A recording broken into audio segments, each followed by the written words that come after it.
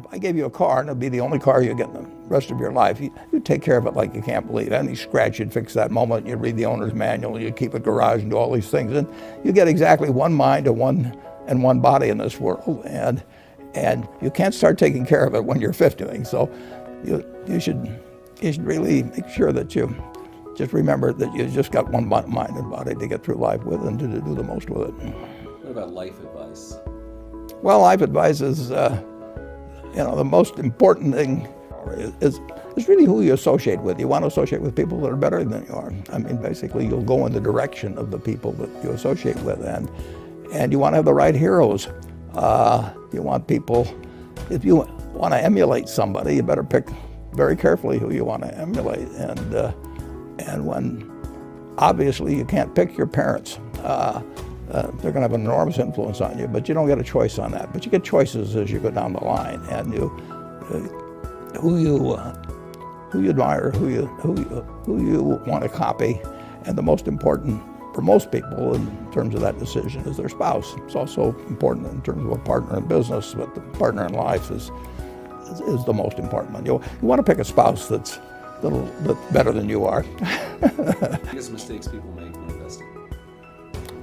Well, they try to, they just don't realize that all you have to do is just buy a cross-section of America and then never listen to people like me or read the papers or do anything subsequently. They think that because you can trade, you should trade. You buy a farm, you buy an apartment house, you can't resell it tomorrow, and the cost of moving around. Now you get something handed to you, liquidity, which is instant. You can sell, and the cost of doing it are pennies, compared to other kinds of investment activity.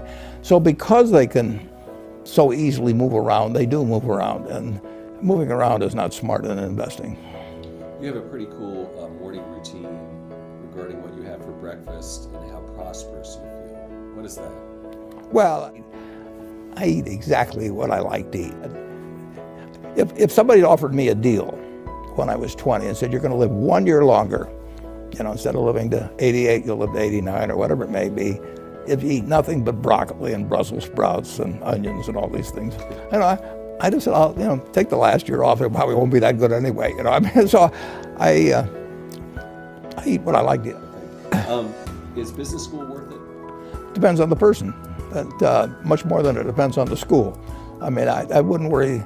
Some people are going to get a lot out of advanced education, and some people are going to get very little. And I don't even think it's important that every person go to college at all. I mean, we have all kinds of jobs at 70 or so thousand a year, or 80,000 a year, that college training is not of use. And I actually was not keen on going to college myself. Yeah, my dad kind of jollied me into it. He could get me to do anything, but I knew I could have a good time, and I liked investing, and I didn't really feel I could read the books.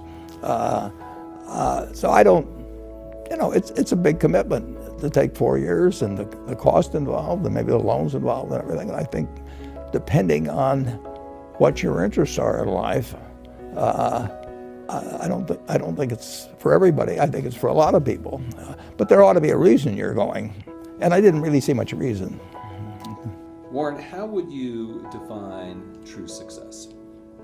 Well, I've said many times that if you get to be 65 or 70 and later, and the people that you want to have love you actually do love you, you're a success. I've never seen anybody that reaches that age. I mean, I'm not talking about somebody that's in extreme poverty or pain or something, but I've never seen anybody that, if they have a lot of people that love them, that is other than happy. And I've seen some very, very wealthy people that they give testimonial dinners to and name schools after and everything. And nobody loves them.